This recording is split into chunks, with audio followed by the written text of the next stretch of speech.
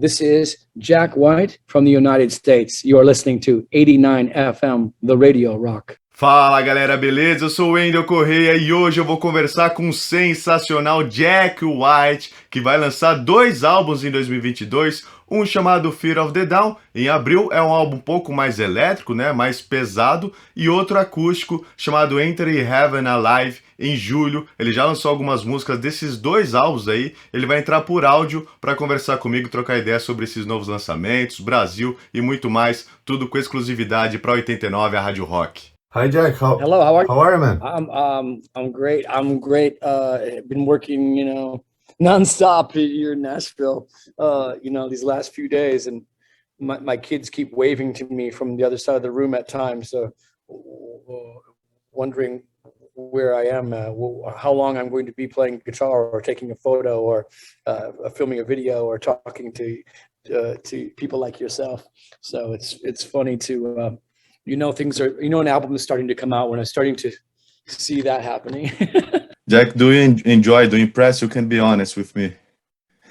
I was just telling Cesar that I used to hate it, when the White Stripes first did it. I thought it was so fake, and I thought it was just plastic, and maybe it was uncool. But I grew to realize that, when you put a record on a shelf or you go on stage, that you're trying to share with other people this art that's coming out of you or coming out of your hands or your brain, and to see if other people want to share in it.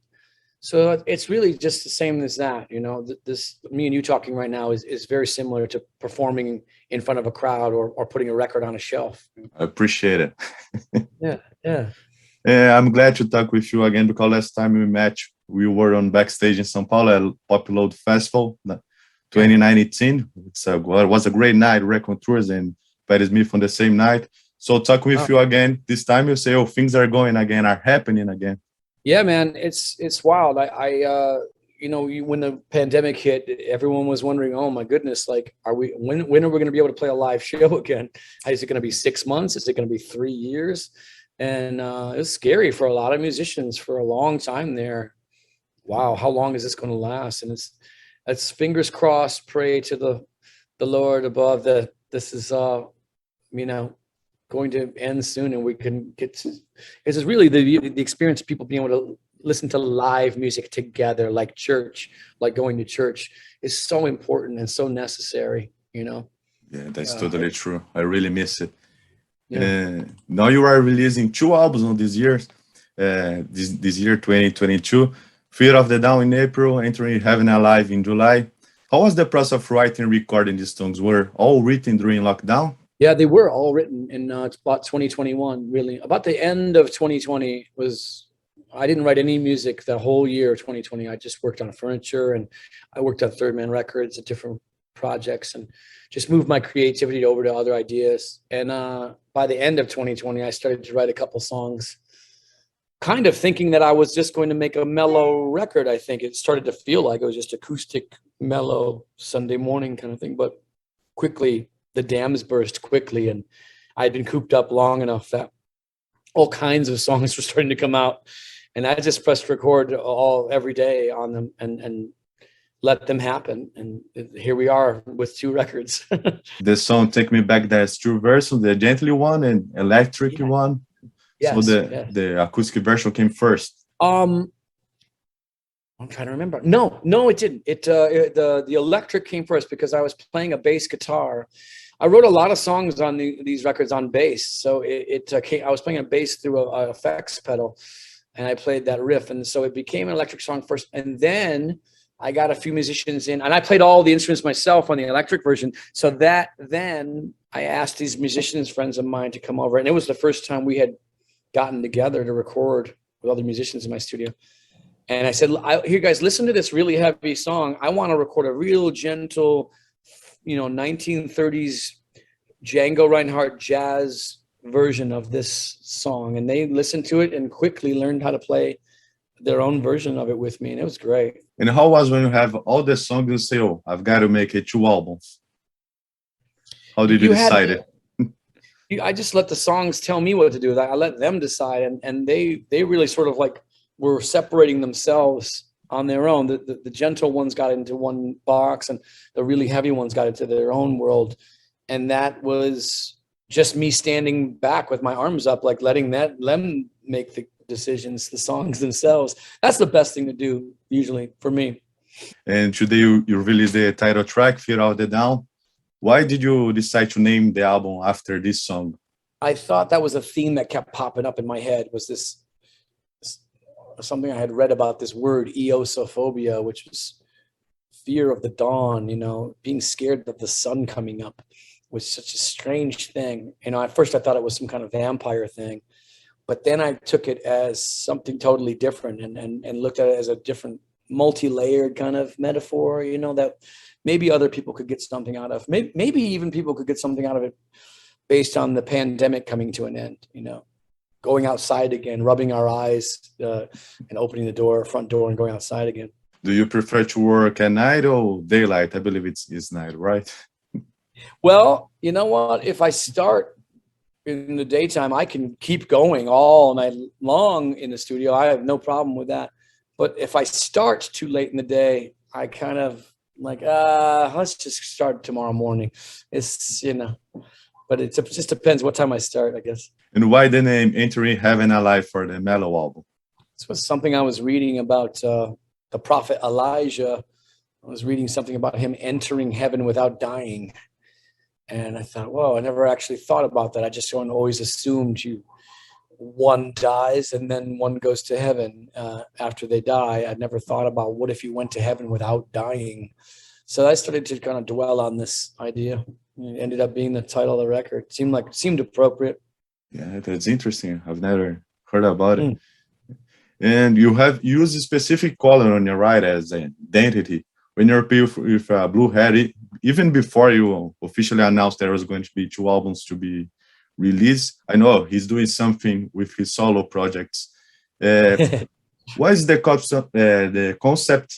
And do you have any particular reason to choose blue for your solo works? Yeah, there's a bunch of reasons that I don't really tell people about, but the one of the easy things to tell people is it's a great, easy way to differentiate what I do on my own with all the other projects like White Stripes or Raconteurs or Dead Weather. It's just a way of knowing immediately.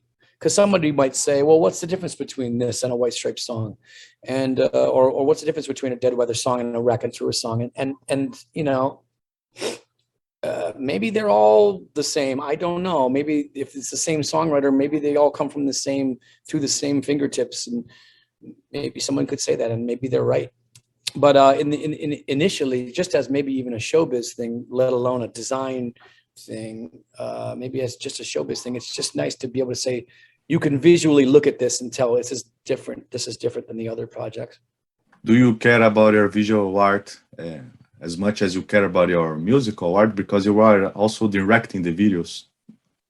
Yeah, I do, but I don't want to be too much of I'm worried about too much about being a control freak or trying to control every little aspect of what I'm putting out there. I trying to keep one foot in and one foot out.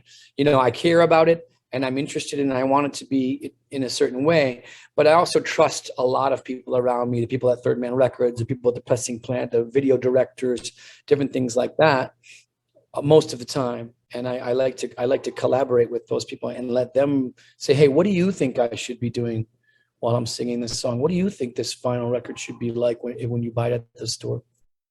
And I know you enjoy some Brazilian bands and music. Have you ever tried to write a bossa nova song?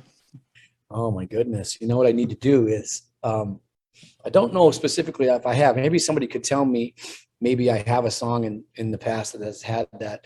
But it's definitely one of, we used to always have that on keyboards in America, this samba setting and bossa nova setting, for the rhythm.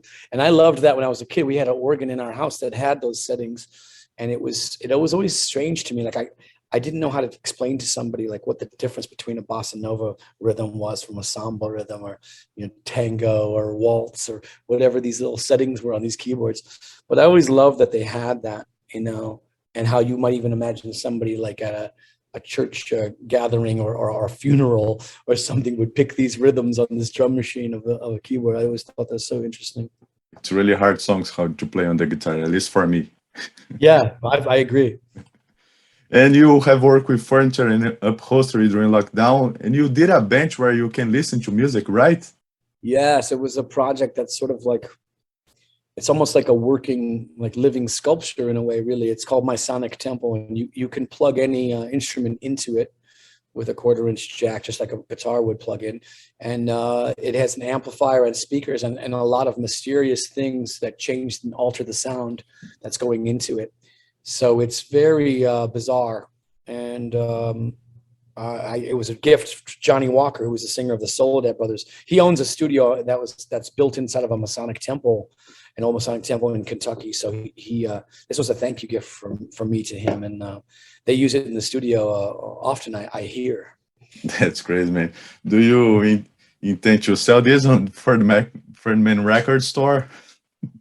I should. It would be nice to mass produce things like that and sell them. That would be lovely.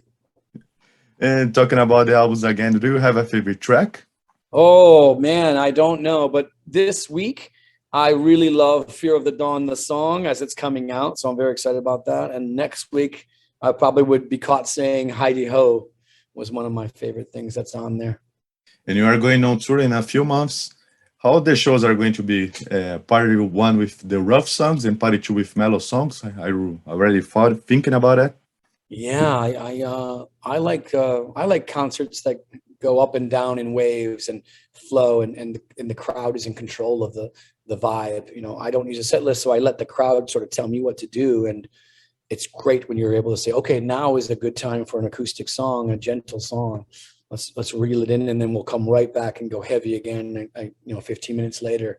So yeah, that's my hope. And how do you choose your bandmates? Audition, or you ask them, oh, you want to be part of my band? I choose them. Do you have the game Duck, Duck, Goose in Brazil? Do you know this game?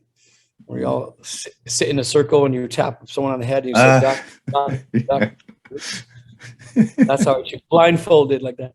No, I mean, I'm lucky enough. Like I've always tried to, when I do sessions in Nashville, I'm always trying to call in new musicians to work and see if maybe we can get some new fresh blood in the room.